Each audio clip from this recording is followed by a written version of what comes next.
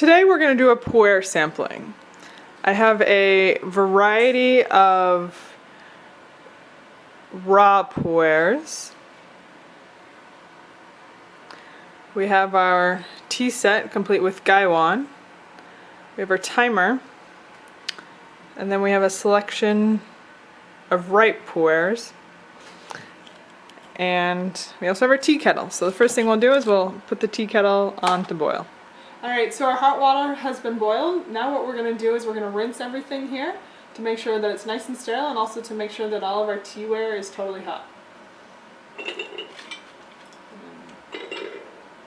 sure we get the gaiwan nice and hot.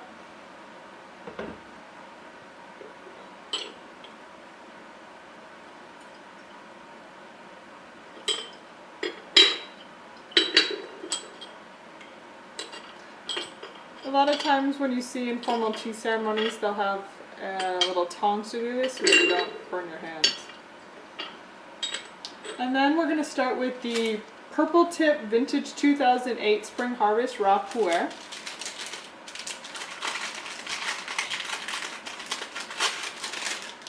And it says you're supposed to put 1/4 ounce per 2 to 3 2/3 of a cup, so since this is a really tiny gaiwan, we're just going to put a tiny bit in. Luckily it's already mostly broken up for me. And then the first time we'll just pour some water over, give it a rinse.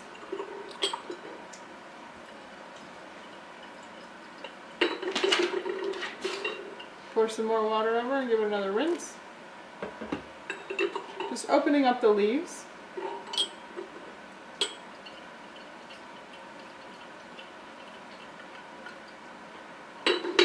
And then for the last time, we'll go ahead and put the water on. And for the first infusion, we only want to leave it for about 10 seconds. So that's pretty much pour the water on, and then straight away pour it into the cups.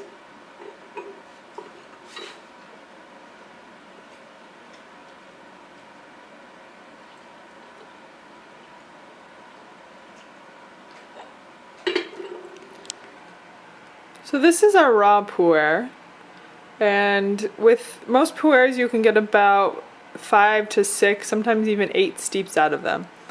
But with each time you would gradually increase the length of steeping time. So we're going to go ahead and try this one.